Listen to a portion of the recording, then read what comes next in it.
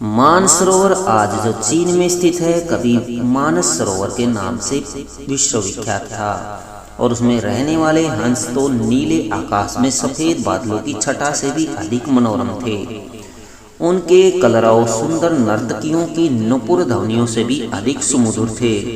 उन्हीं सफेद हंसों के बीच दो स्वर्ण हंस भी रहते थे। दोनों हंस बिल्कुल एक जैसे दिखते थे और दोनों का आकार भी अन्य हंसों की तुलना में थोड़ा बड़ा था। दोनों समान रूप से गुणवान और शीलवान थे। फर्क था तो बस इतना कि उनमें से एक राजा था, दूसरा उसका वफादार सेनापति। राजा का नाम युधिष्ठिर था, सेनापति का नाम सुमुख था। दोनों हंसों की चर्चा देवों, नागों, यक्षों और विद्याधरों के बीच अक्सर हुआ करती थी।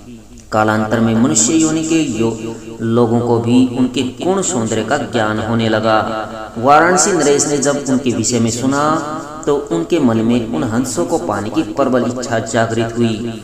तत्काल उसने अपने राज्य में मानस सदृश एक मनोरम सरोवर का निर्माण करवाया, जिसमें हर प्रकार के आकर्षक जलीय पौधे और विभिन्न प्रकार के कमल जैसे पद, उत्पल, कुमुद, पुंडरीक, सौंदरिक, तमरस, कहलर विकसित करवाए। मत्स्य और जलीय पक्षियों की सुंदर प्रजातियां भी वहां बसाई गई। साथ ही राजा ने वहां बसने वाले सभी पक्षियों की पूर्ण सुरक्षा की भी घोषणा करवाई, जिससे दूर दूर से आने वाले पक्षी स्वच्छंद भाव से वहां विचरण करने लगे। एक बार वर्षा काल के बाद जब हेमंत ऋतु प्रारंभ हुई और आसमान का रंग बिल्कुल नीला होने लगा, तब मानस के दो हंस वाराणसी के ऊपर से उड़ते हुए जा रहे थे। तभी उनकी दृष्टि राजा द्वारा निर्मित सरोवर पर पड़ी। सरोवर की सुंदरता और उसमें तैरते रमणीक पक्षियों की स्वच्छंदता उन्हें सहज ही आकर्षित कर गई। तत्काल वे नीचे उतर आए और महीनों तक वहां की सुरक्षा, सुंदरता और स्वच्छंदता का आनंद ले रहे थे। वर्षा ऋतु के प्रारंभ होने से पूर्व ही वे मानस को प्रस्थान कर गए। मानस पहुंचकर उन्होंने अपने साथियों के बीच वाराणसी के कृत्रिम सरोवर की इतनी प्रशंसा की कि सारे के सारे हंस वहां के वर्षा के बाद वाराणसी जाने को तत्पर हो उठे। हंसों के राजा युधिष्ठिर और उनके सेनापति सुमुख ने अन्य हंसों की इस योजना को समुचित नहीं माना। युधिष्ठिर ने उनके प्रस्ताव का अनुमोदन न करते हुए कहा कि पंछी और जानवरों की प्रवृत्ति होती है, वे अपनी संवेदनाओं को अपनी चीखों से प्रकट करते हैं, किंतु जंतु जो कहलाता है मानव बड़ी चतुराई से करता है। अपनी भंगिमाओं को प्रस्तुत जो होता है उनके भावों के ठीक विपरीत।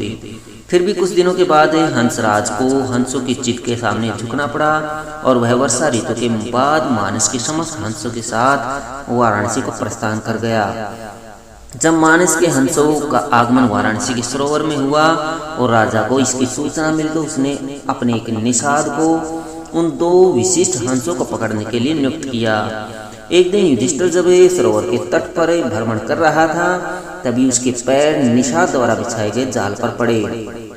अपने पकड़े जाने की चिंता छोड़ उसने अपनी तीव्र चीखों से अपने साथी हंसों को तत्काल वहां से प्रस्थान करने को कहा, जिससे मानस के सारे हंस वहां से क्षण भर में अंतर्धान हो गए। रह गया तो केवल उसका मात्र वफादार हमसकल सेनापति सुमुख।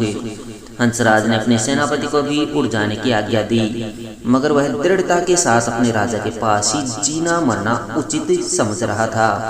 निषाद जब उन हंसों के करीब पहुंचा तो वह आश्चर्यचकित रह गया, क्योंकि पकड़ा तो उसने एक ही हंस था, फिर भी दूसरा उसके सामने निर्भीक खड़ा था।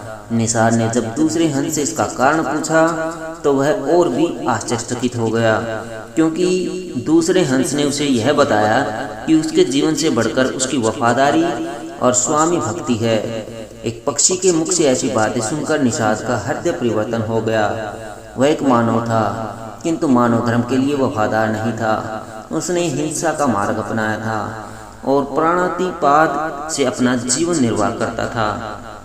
शीघ्र ही वह निषाद ने अपनी जागृत मानवता के प्रभाव में आकर दोनों ही हंसों को मुक्त कर दिया।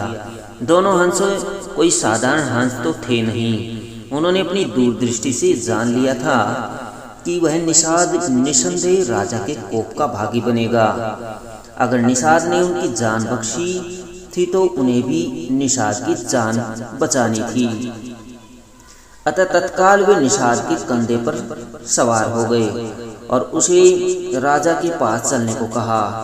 निषाद के कंधों पर सवार जब वे दोनों हंस राज दरबार पहुंचे तो समस्त दरबारीगण चकित हो गए। जिन हंसों को पकड़ने के लिए राजा ने इतना प्रयत्न किया था वे स्वयं ही उसके पास आ गए थे। विस्मित राजा ने जब उनकी कहानी सुनी तो उसने तत्काल ही निषाद को राजदंड से मुक्त कर पुरस्कृत किया। उसने फिर उन ज्ञानी हंसों को आतिथ्य प्रदान किया और उनकी देशनाओं को राज दरबार में सादर सुनता रहा। इस प्रकार कुछ दिनों तक राजा का आतिथ्य स्वीकार कर दोनों ही हंस पुनः मानस को वापस लौट गए।